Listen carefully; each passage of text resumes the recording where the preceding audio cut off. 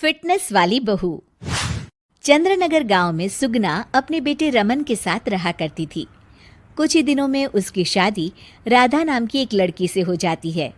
Radha fitness को लेकर बहुत ज्यादा सजग होती है और वो घर के बाकी लोगों को भी दिन भर फिटनेस टिप्स देती रहती है। बहू, आज तो मुझे आलू पूरी खिला दो। नहीं माँ जी, उसमें बहुत ज्यादा फैट और कोलेस्ट्रॉल होता है। आपको तो मैं आज प्रोटीन सलाद बनाकर खिलाऊंगी। कुछ दिनों तक तो सब ठीक लगता है, मगर धीरे धीरे सुगना और रमन दोनों ही राधा की इस आदत से परेशान होने लगते हैं।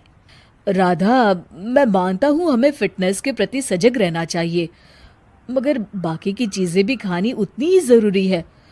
रोज रोज प्रोटीन सलाद थोड़ी ना खाया जाता है। आपको तो खुद तला फला खाना है, माँ जी का तो आप बस बहाना बना रहे हो। देखो जी, जो आप खाते हो आप वही बन जाते हो। अरे मुझे ये सब ज्ञान मत दो राधा, मैं बस ये कहने की कोशिश कर रहा हूँ कि हर चीज खानी जरूरी होती है। तेल और घी भी खाना जरूरी होता है एक मात्रा में। खैर, तुम नहीं समझोगी।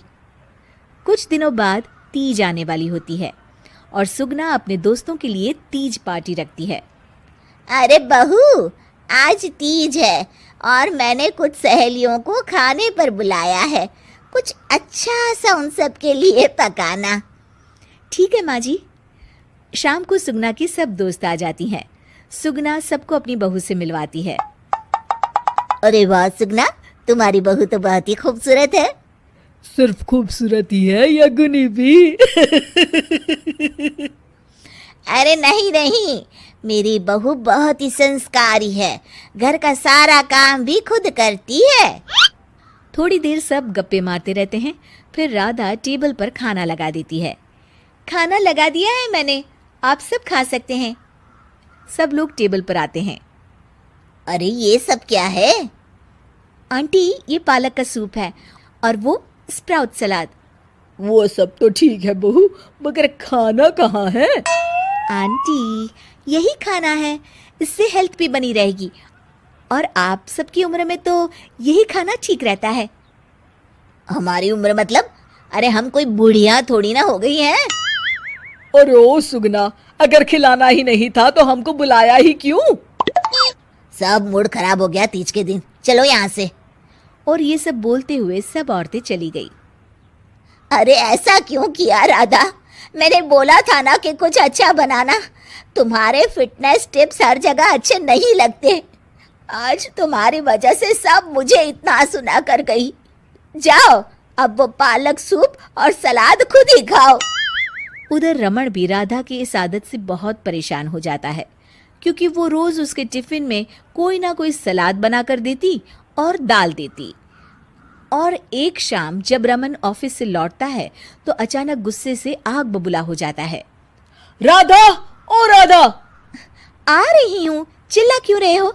चिल्लाऊंगा ही ना, आज ऑफिस में मैं बेहोश हो गया था। अरे मगर क्यों? अरे तुम जो फिटनेस के नाम पर रोज ही सलाद और दाल देती हो ना, टिफिन में उससे मेरा पेट नहीं भरता और मुझे वीकनेस की वजह से चक्कर आ गए। मगर उसमें तो प्रोटीन होता है। हर चीज लिमिट में अच्छी लगती है राधा, चाहे वो फिर प्रोटीन ही क्यों ना हो। उसके अलावा भी सबकी मात्रा खाने में जानी चाहिए। मैं तो बस आप सबकी सेहत के लिए ये सब करती हूँ। अरे इतना भी मत करो, हमें खुला छोड़ दो थोड़ा।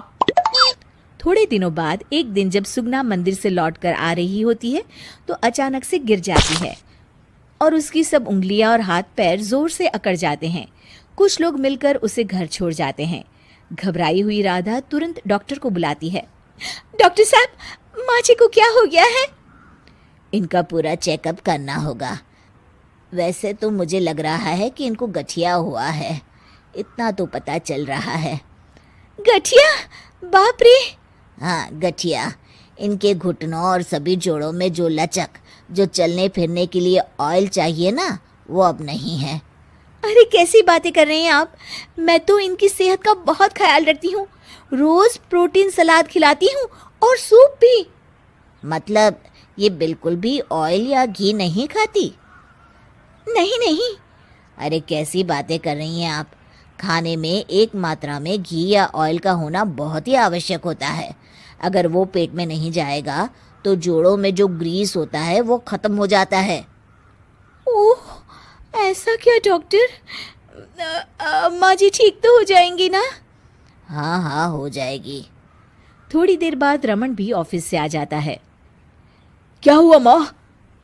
कुछ नहीं बेटा, बस ऐसे ही गिर गई थी।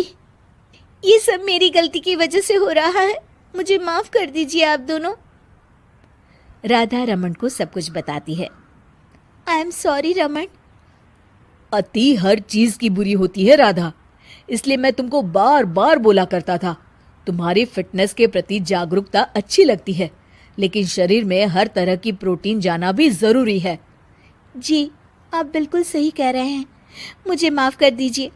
मैं अपने हाई क्लास फ्रेंड के दिखावे और बहकावे में आ गई थी। मैं दोबारा ऐसा कभी नहीं करूँगी और माँ जी का ख्याल डाइट चार्ट के मुताबिक ही रखूँगी। ये हुई ना बात।